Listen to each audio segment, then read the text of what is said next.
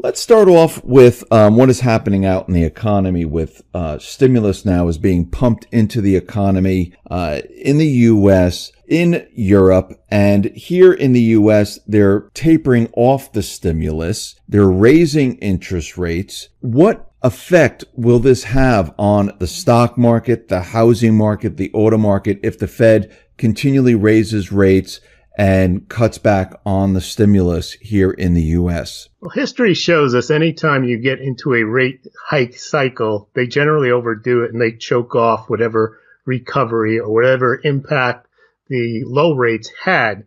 But one thing that's happening that's different is right now the United States has abandoned the, as Janet Yellen used to say, highly accommodative monetary policy. They've now gone into highly accommodated fiscal stimulus, meaning the tax cuts. So where monetary policy has slowed, they're now counting on not just, quote, escape velocity, that the economy's reached that because of the stimulus that the Fed has done with the low interest rates and the QE, but now they've added tax cuts, and they think that's going to take it into the second leg.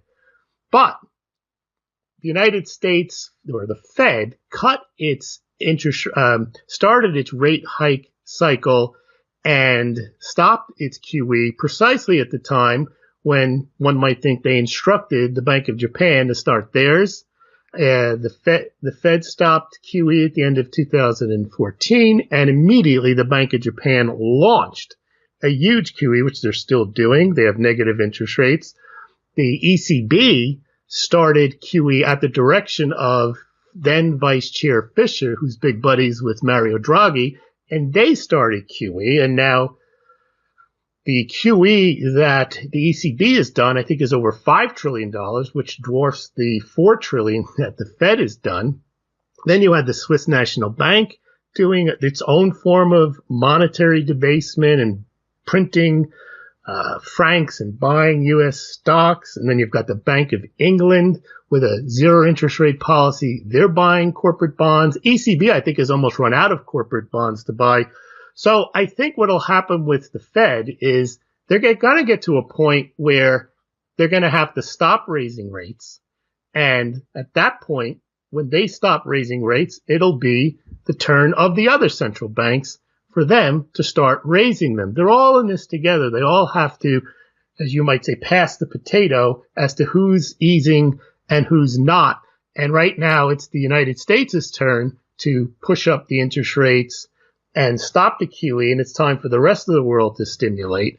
And then the United States figures the reason the Fed had to raise rates was they couldn't be the world reserve currency and have them at zero forever. So they had to create some room between themselves and the other central banks. And while the other central banks lowered their rates, did QE, it makes the Fed look like it's prudent. And that gives credibility to the whole debt-based scheme because it looks like the whole world isn't going crazy when, in fact, it really is. Now, at what point do you think that they'll stop raising rates? Do you see a target where they're going to be like, okay, this is enough? Because we've seen back in 2006, 2007, when they raised the rates then, they reached a certain point where then housing started to fall apart, the economy started to fall apart. Do you think they're going to raise the rates, like maybe one or two more times and then stop before all that happens? I would think that's what they should do. They still have this ridiculous, they have to have 2% inflation. And that's when that guides their monetary policy as if the inflation rate is what drives an economy. They'll probably overshoot as they always do. But also we have to consider what impact will the fiscal stimulus do, meaning the tax cuts. That could have a salubrious impact on the economy. And they're Trump is talking about doing another tax cut before the midterm elections. That would also probably provide a stimulus that could also generate some of the inflation, which would make the Fed probably want to continue to raise rates higher. I think they want to get away with as many rate hikes as they can so that they have enough space so that when it's time to start lowering rates, that they can do something more meaningful. Like right now, they've done 7 rate hikes. If they can get 2 or 3 more in, that means they can do 9 or 10 rate cuts small rate cuts if they need to stimulate the economy. But the real issue is they're trying to manage the dollar and they're trying to manage the stock market because those are the two big assets that the United States has. And they seem to be able to manage the stock market irrespective of what they do with interest rates. Many suggest that that could be the Exchange Stabilization Fund. It could also be a coordinated effect of other central banks knowingly or ones that we don't know about buying U.S. stocks. We know the Swiss National Bank has $100 billion worth of U.S. equities. And indeed, they don't just buy the blue chip stocks. They buy stuff that doesn't make a profit like Tesla. They have a whole unicorn portfolio at the Swiss National Bank. So it looks like the whole world, all the central banks, not the world, is working to keep all of the paper assets inflated and to give value to each other's debt obligation, because all the countries buy not just debt from the sovereigns, but they also buy the debt from the large corporations. And the large corporations like Google and Apple also buy a lot of U.S. treasuries. I noticed that Apple has $56 billion worth of treasuries, and Google has about $51 billion worth of treasuries. That's more combined. That's more than Korea, Russia, Canada, France, Germany, Thailand. So there's this enormous appetite, and they've created this appetite for debt as an asset. So they all buy each other's debt. They all believe in it. And China still holds $1.1 trillion in U.S. debt. And they run on U.S. debt because their state-owned enterprises, state-owned banks issue U.S. dollar denominated bonds. I think Chinese banks issued $120 billion in U.S. denominated debt just last year alone. The Chinese government, the People's Bank of China, issued a $2 billion U.S. bond. So the whole world runs not just on U.S. dollars, but runs on a combination of U.S. dollars, euros, and the rest of the country's debt obligations. And that's what they all have a vested interest in propping up. And that's why it's almost, people say, well, we're going to overwhelm the free market, will overwhelm it. To me, it seems like all of these banks and central banks have basically ring-fenced these markets and they run the casino. And I'd like to say you don't beat the casino at the casino, and you follow what they want you to do, which is buy real estate and buy stocks. The last 10 years, that was their plan. They wanted to create a wealth effect. They don't create economic growth. They create this wealth effect where they boost asset prices. And they do that by, they control how much, quote, liquidity goes into the markets, either by printing currency or buying each other's debt. And that's what's kept this whole thing going. It's astounding. But the reason it keeps going is, other than perhaps gold or to a lesser extent silver, there isn't an alternative. And that's where this thing could go on a lot longer. And it's gone on a lot longer than any of us would have imagined, because in past times when you always say that fiat currencies don't last forever, and that's true. But usually when one fiat currency dies, it can go somewhere else.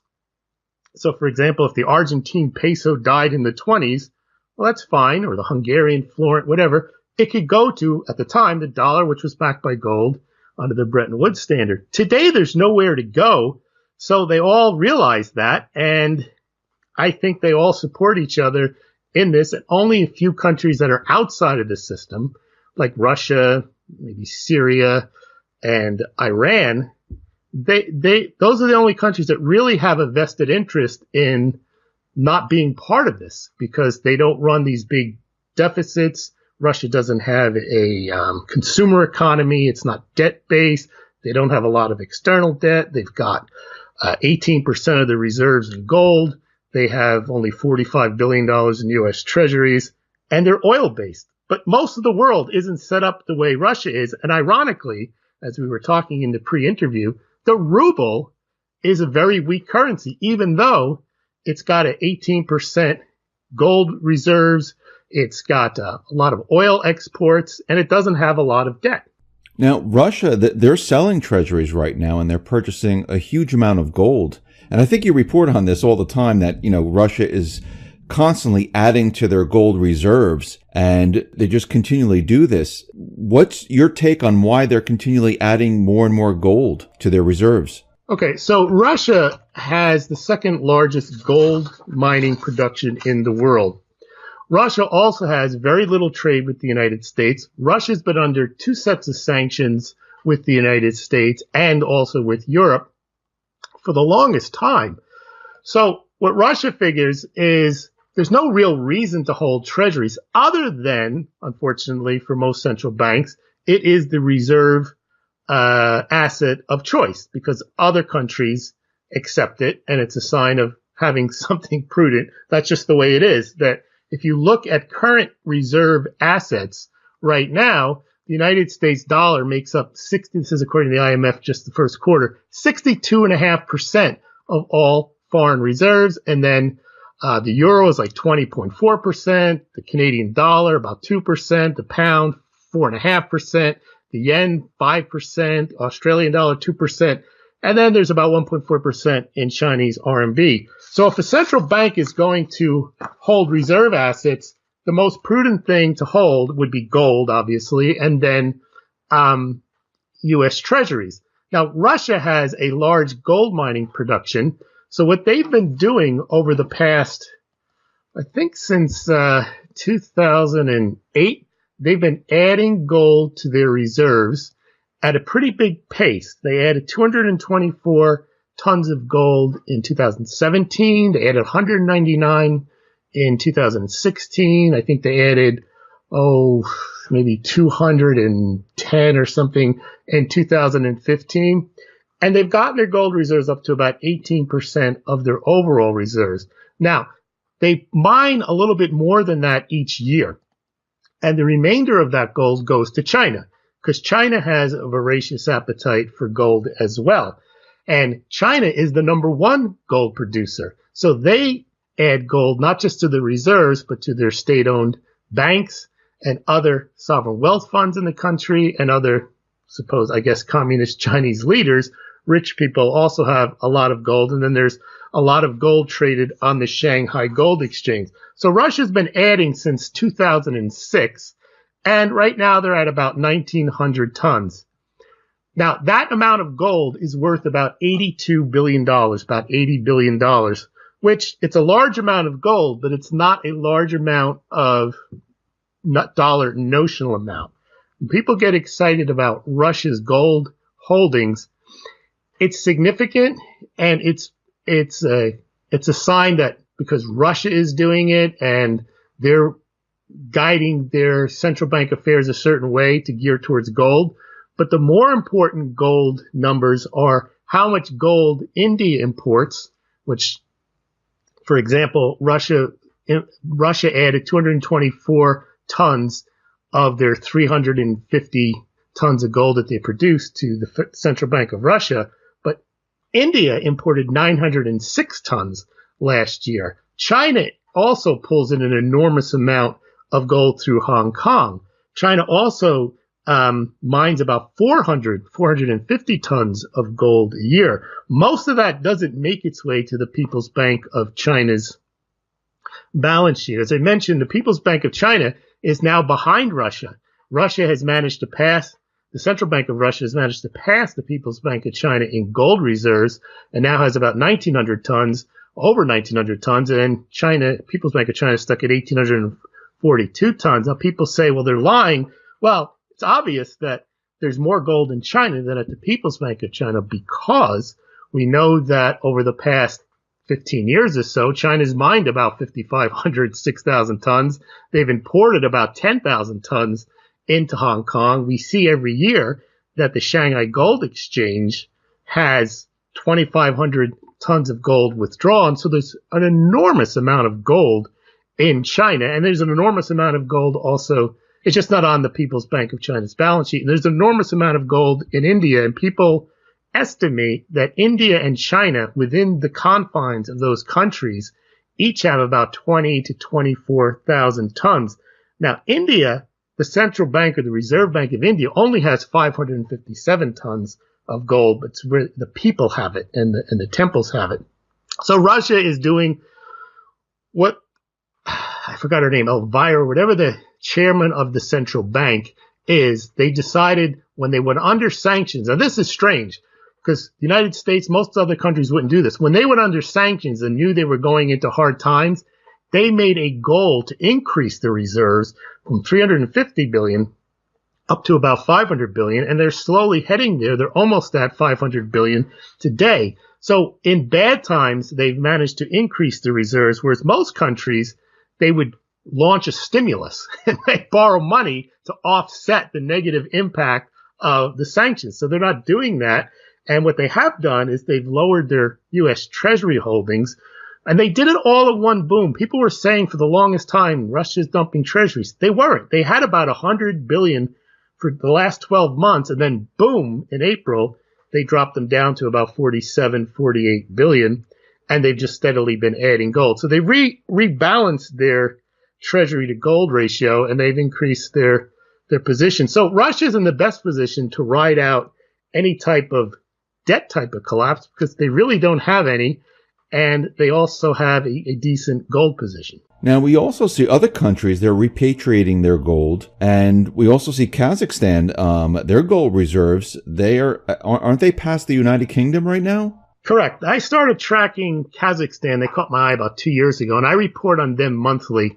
They also have become a top 10 gold producer. And what they've decided is that there's no point, and just like Russia, if your currency is weak and your domestic economy produces a gold and you have rubles, why not exchange the weak economy for the ruble? You make the increase almost instantaneously. Well, Kazakhstan's the same way. They have the tenge, I think it's called, and they've increased their gold production. They've added an increasing amount of gold to reserves.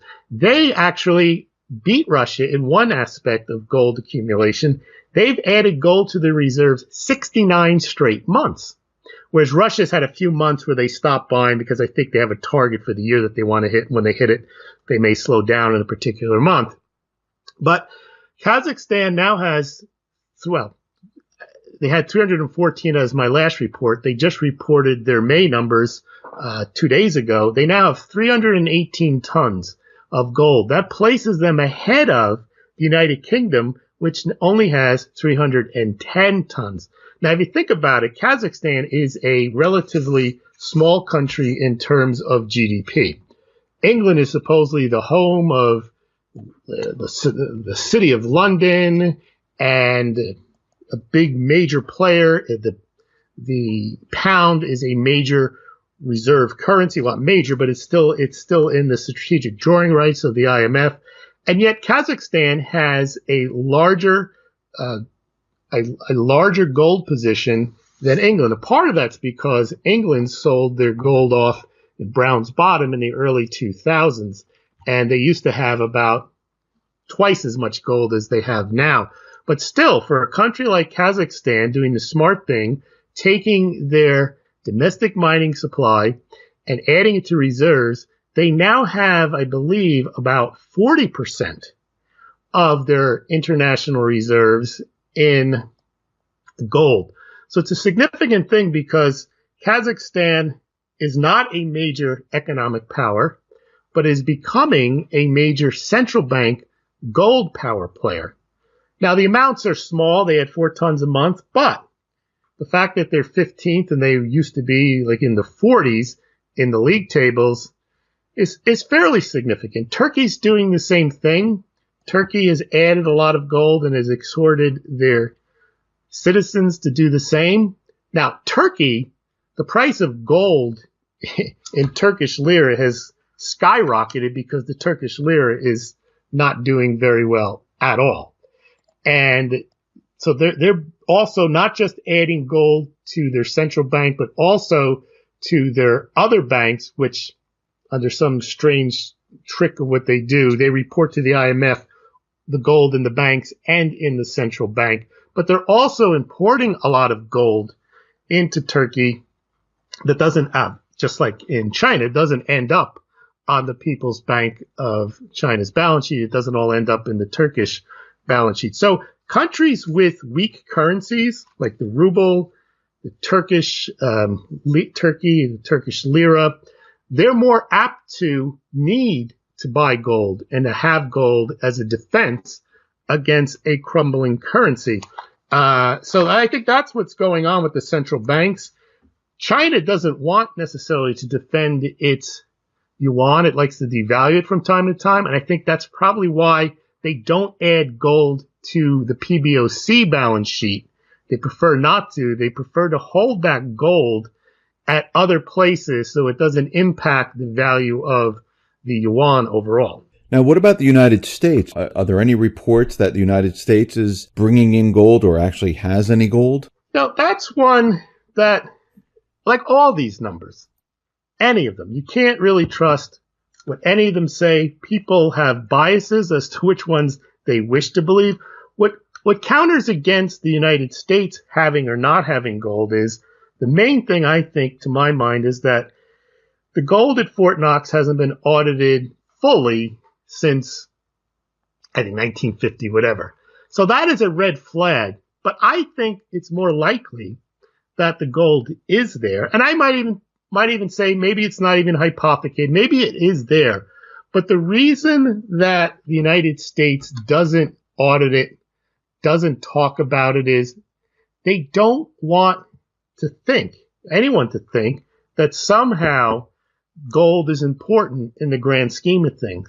Remember, they want people to think the dollar is important. The dollar as the dollar, not the dollar is backed by gold. So if you remember the whole purpose of the petrodollar agreements back in the early 70s when Nixon ripped up the Bretton Woods agreements and said to the foreign central banks, you can no longer redeem your dollars for gold here. But then Nixon said quite arrogantly, but the dollar is still the dollar, and it's based on the goods and services that are produced by the country. So I think it's more of a function of the United States just has it, does not want to make a big deal out of it. And if you read, I did a search once about a year ago. If you look at all the Federal Reserve speeches and quotes and whatever they say, they never mention gold. So it's almost purposely they don't want to draw attention to it. And the only time you ever hear the central banks talking, or the Fed talking about gold, was when Ron Paul used to ask about it. Otherwise, they don't raise it, and I think that's intentional. So I think they're trying to downplay the significance of gold. And even so, the United States supposedly has 8,133.50 tons altogether, which 4.7 tons, 4.7 thousand tons are supposedly in Fort Knox. I think they just don't want to mention it. I don't think it's a funk, because if the United States thought that having gold was essential and important, as I mentioned, Russia's gold hoard could cost $83 billion to go out and buy tomorrow. Now you say, well, they could never go out and buy 1,900 tons without anyone knowing about it. Well, you could, and it wouldn't impact the price. Here's why. As I mentioned earlier, India imports 900 tons of gold a year approximately. That doesn't move the price one spit. In fact, it went down when it moved that amount. So if the United States actually, for some reason, didn't have gold, it could print up, or any country could print up money and buy the gold. I think the reason the U.S. does it, and countries other than Russia, Turkey, and other countries that are somewhat outside of the whole debt Ponzi scheme, they don't buy it, is because they know that undermines the fiat scheme in which they're involved in. Now, you mentioned repatriation. That's important because even though they all realize they have to stick together in issuing debt, and they all know that it's a mirage that they say that they have X amount of reserves, millions and billions in reserves, and most of it's in U.S. treasuries or euros or whatever it is, they know that that's not backed. So what they wanted to do is at least bring home their gold, or at least have it nearby, so at least they know they have that. What's interesting is they haven't added to those gold reserves. All the countries that have been repatriating the gold they're not adding additional gold. And part of that is, little known, but if you go to the World Gold Council's site, you'll see they have agreements not to buy or sell gold amongst the central banks. So it's manipulated even there, where they're not allowed to cheat and go out and add gold to the reserves. No one's stopping them from repatriating it, but they're not adding to the gold reserves. In fact, they did an article for Zero Hedge that shows that Germany loses about 4 tons a year in gold, not because they're selling it, but because they are selling it. They're selling it to the government to mint German gold coins. Now, you would think, why would they allow that to happen? Why don't they just replace that gold after they sell it? Why don't they add to the gold reserves? But if you look at the major gold holding nations, Germany, Italy, France, the Netherlands, India, Belgium, they don't add to their gold reserves. The only ones adding were China, which stopped adding gold in October 2016. When I say China, I mean the People's Bank of China. Russia openly is adding gold, as is Turkey and Kazakhstan. The rest of the countries are stagnant. Well, the rest of the countries are stagnant because under the agreement, they can't add more gold. Now, why do you think they put that in there? Because I think it's just like why I say the United States probably does have the gold is because they don't want to emphasize gold. They know that they've put all their marbles into this. I'll buy your debt. You'll buy my debt. We'll run off of dollars. We'll run off of treasuries. We'll run off of euros. We'll run off of yen. Look at the Bank of Japan. The Bank of Japan, how could they get away with this?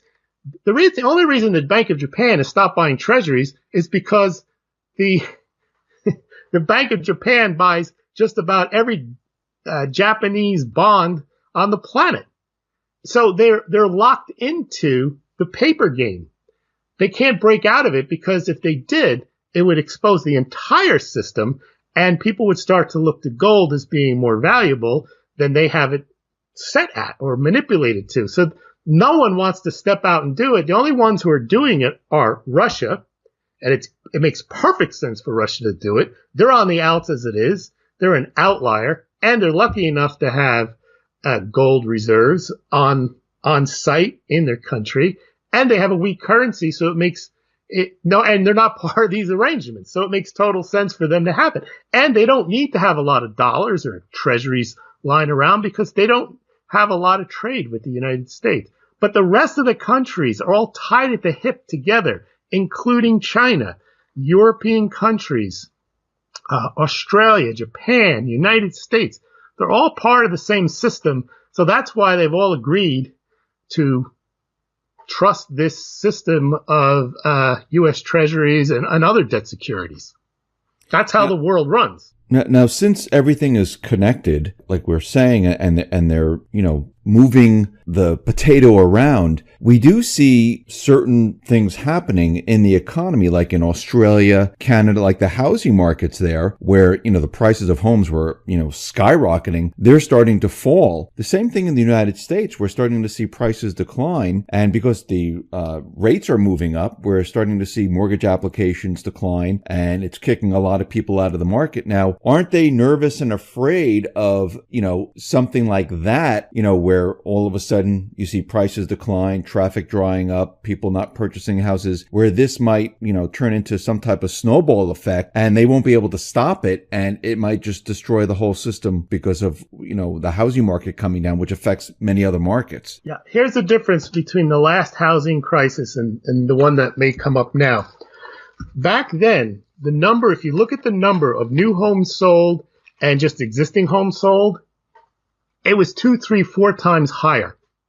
What they've done this time is they have reflated the housing prices in the United States, but not the sales, because we've moved more into renter nation.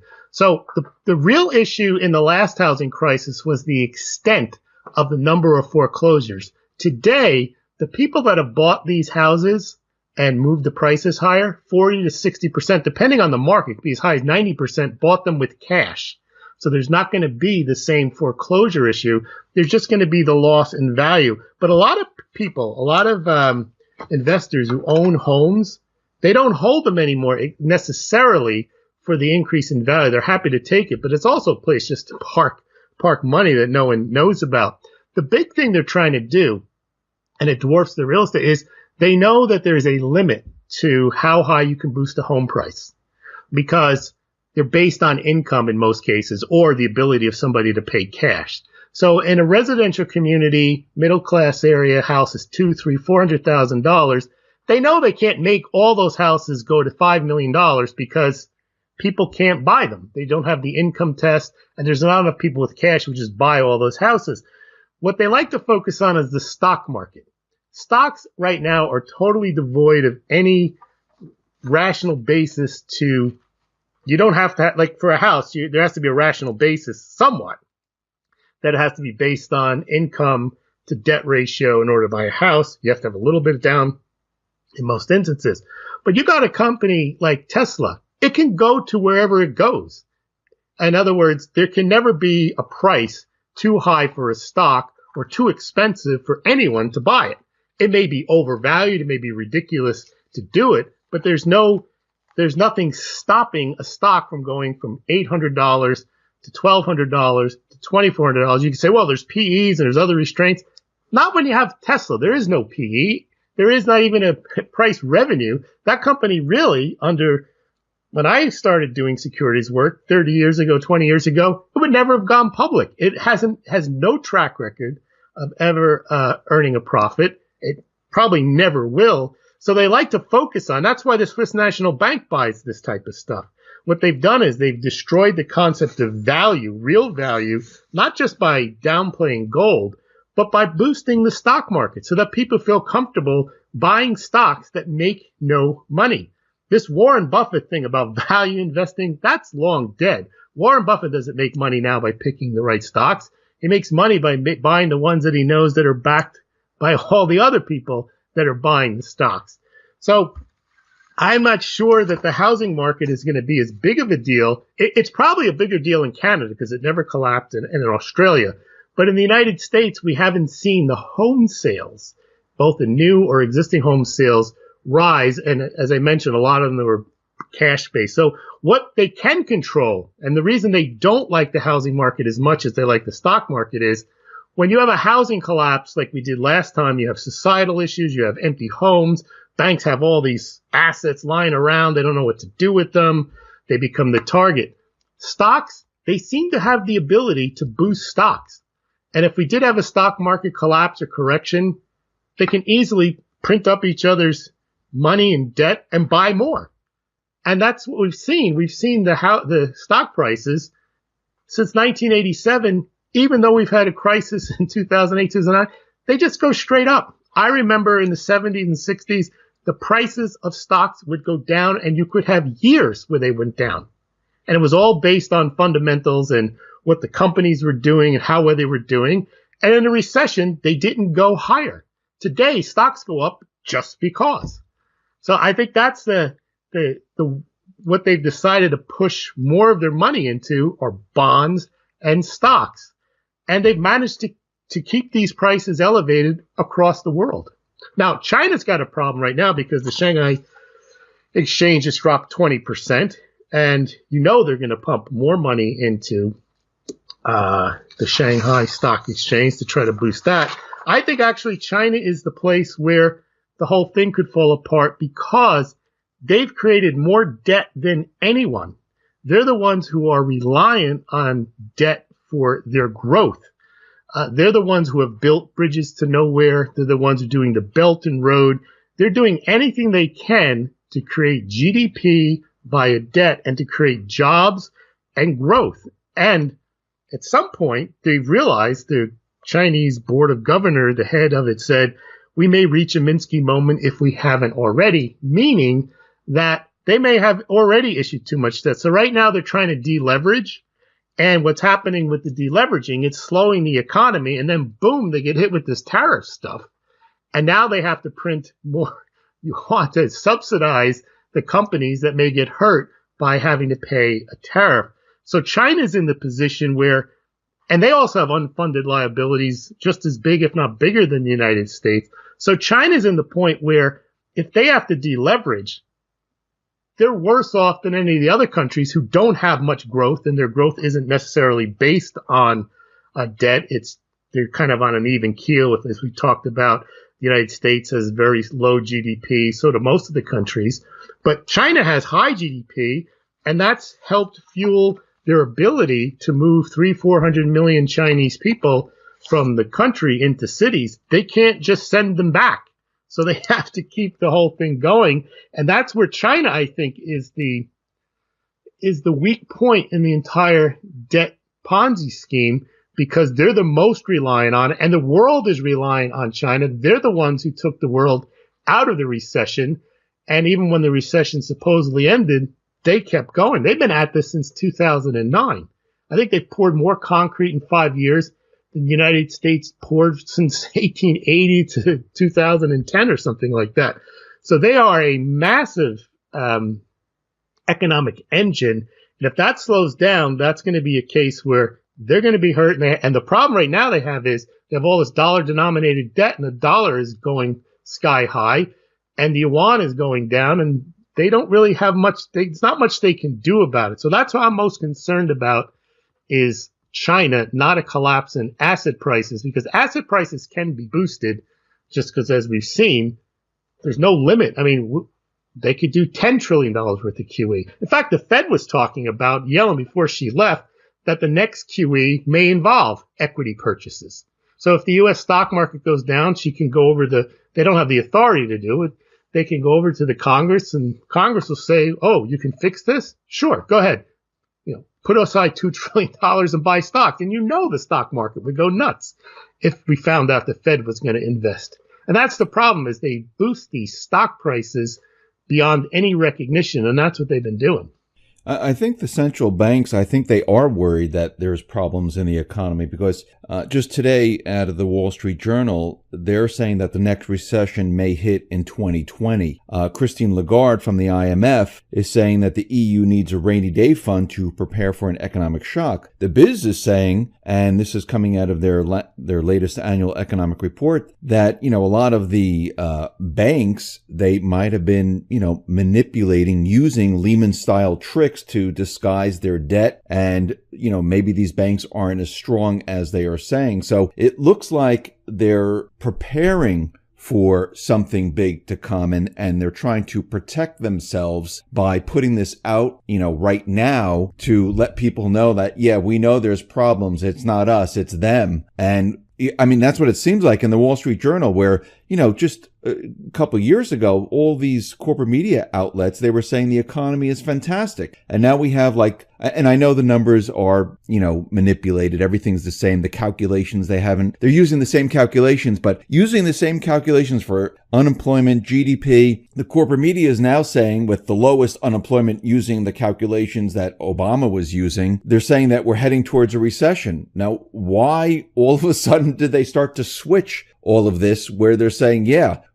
something bad might be coming? Because something bad will come. The only difference between now and last time is they've already established a precedent that they know how to handle it by issuing more liquidity, issuing more debt. So actually be a good thing for them if the whole thing collapsed, because now it's just a rinse and recycle, where now they can let the asset prices fall down and they can pick them all up on the cheap. And in this recession, they don't get hurt no matter what happens. They win on the way up, they win on the way down, and they win on the way up again. So they realize at some point, maybe it might be a good thing to allow things to fall back down. They have less of a housing issue this time because there's not as many people in housing that are indebted. The issue also with cars isn't as big of a deal, because people default on the cars. And what they do last time? Cash for clunkers. Just roll them up. Someone will take them. We'll send them to China. So they've figured out now how to handle these collapses that they create. And they stand ready, willing, and able to reflate this stuff all over again. And I think there will be something, and they know how to deal with it because they are the ones in control of these markets. It's not the free market. They run the casino. They know when they accept each other's chips. So there's not this, they've managed to convince the world or run the world on the debt scheme. And they know how to